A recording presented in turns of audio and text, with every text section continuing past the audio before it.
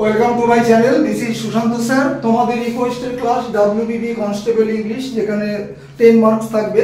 যাদের ডাব্লিউবিবি কনস্টেবলের ক্রাইটেরিয়া নেই, অর্থাৎ হাইট ওয়েটের ব্যাপার আছে, তারা কিন্তু এসএসসি গ্রুপ সিতে অবশ্যই বসবে, কারণ সেখানে 15 নম্বর ইংলিশ আছে। ক্লাস শুরু করি। দেখো, তোমাদের উদ্দেশ্যেই ভীষণ ইম্পর্টেন্ট একটা মক টেস্ট সেট করেছি। দেখো, প্রথমটা, let Rohan and he complete this task. রুলসটা মনে রাখবে, লেটের পর প্রোনাউন যদি আসে তার অবজেক্টিভ কেস বা অবজেক্টিভ ফর্ম হয়, যেমন আই এর অবজেক্টিভ মি, ভয়েস চেঞ্জে জানো নিশ্চয়ই করেছো, হি এর অবজেক্টিভ হিম, শি এর অবজেক্টিভ হার, উই এর অবজেক্টিভ আস, আরো আছে। যাই হোক, তাহলে লেটের পর নাউন তো আছে, এটা নিয়ে কোনো সমস্যা নেই, কিন্তু প্রোনাউন কি আছে? হি। হিটা হচ্ছে সাবজেক্টিভ কেসে, তাহলে এর অবজেক্টিভ কি হবে? হিম। তাহলে আমার প্রথম পার্টে ভুল ছিল, হি এর পরিবর্তে হিম হবে। অর্থাৎ লেটের পর প্রোনাউনের অবজেক্টিভ কেস বা অবজেক্টিভ ফর্ম হবে। নেক্সট, এবার একটা দেখো, অ্যাপ্রোপ্রিয়েট প্রিপোজিশনের উপর blanks. Do not boast dash your appearance, মানে ফিজিক্যাল অ্যাপিয়ারেন্সকে বোঝাচ্ছে। কখনোই তোমার বাহ্যিক মানে চেহারা, সেটা নিয়ে গর্ববোধ করবে না। সম্পদ, চেহারা তোমার চিরস্থায়ী নয়, তাই না? আজ আছে তো কাল নেই। তাহলে যাই হোক, অন্য প্রসঙ্গ। বোস্টের বাংলা মানে অহংকার করা বা গর্ববোধ করা, এর সাথে অ্যাপ্রোপ্রিয়েট আসবে কিন্তু অফ, বোস্ট অফ, এটা মুখস্থই করবে। নেক্সট, ইউ মাস্ট রাইট লেজিবলি, একটু ভিন্ন ধর্মী পার্টস অফ স্পিচের উপর। তাহলে আন্ডারলাইন হচ্ছে লেজিবলি, তলায় দেখো দাগটা আছে। লেজিবলি মানে কি? পরিষ্কার করে, সুন্দরভাবে। তাহলে তুমি অবশ্যই পরিষ্কার করে লিখবে। কিছু একটা লিখতে বলেছে তোমাকে, তাহলে এখানে দেখো আন্ডারলাইন তো লেজিবলি আছে, তাহলে লেজিবলিটা কোন পার্টস অফ স্পিচের মধ্যে পড়ে? রাইট লিখতে বলেছে কিভাবে? লেজিবলি। রাইট হচ্ছে অবশ্যই মূল ভার্ব, মাস্ট এখানে মডালস। তাহলে কিভাবে লিখতে বলেছে? পরিষ্কার করে। তাহলে ভার্বকে যে কোয়ালিফাই করে বা মডিফাই করে তাকে কি বলা হয়? তাকে বলা হয় adverb. Next, beggars can't be dash, একটা প্রবাদ বাক্যের উপর দিয়েছে। বিগত আবগারি এক্সামে প্রায় তোমার সম্ভবত 4-5 বছর আগে যেটা হয়েছিল, হ্যাঁ, সেখানে 30 নাম্বার ইংলিশ ছিল, 5টা ছিল প্রবাদ বাক্যের উপর, ইংরেজিতে প্রভার্ব বলো।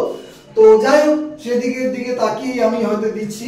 তাহলে বেগার্স কান্ট বি, ভিক্ষুকের আবার পছন্দ আর অপছন্দ কি, তাই না? ভিক্ষুককে যা খেতে দেবে সেই মানে তাই সুন্দর করে খেয়ে সে বাড়ি চলে যায়।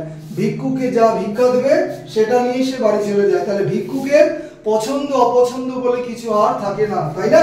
তাহলে যাই হোক, এখানে একটা প্রবাদ বাক্য মুখস্থ পাঠ, বেগার্স এর সাথে নেবে চুজার্স, ঠিক আছে? প্রবাদ বাক্য মুখস্থ পাঠ।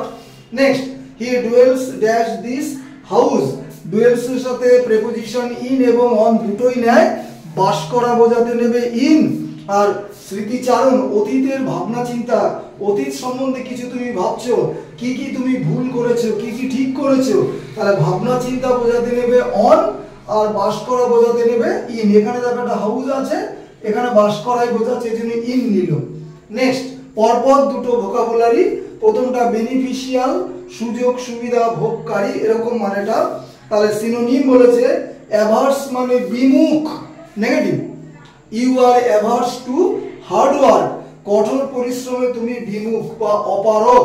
অ্যাভার্স এর সাথে প্রিপোজিশন টু নেয়, খুব ইম্পর্টেন্ট।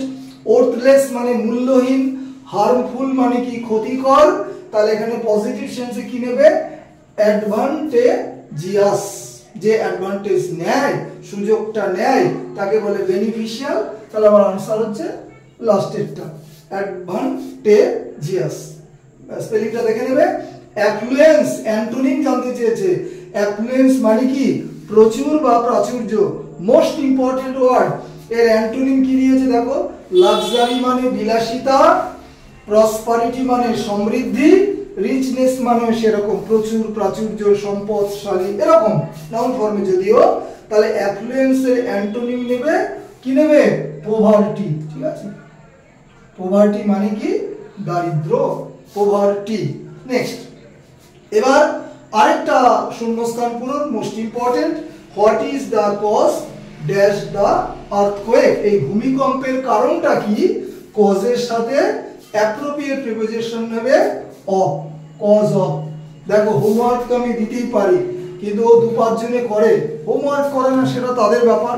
ক্লাস আমি দিয়ে যাব, যতদিন আছি ইউটিউবে ক্লাস দেবো। যাই হোক, প্রত্যেকেই ক্লাস দেখো, সাবস্ক্রাইব অবশ্যই, আশা করি শেষ করলাম। Have a good night.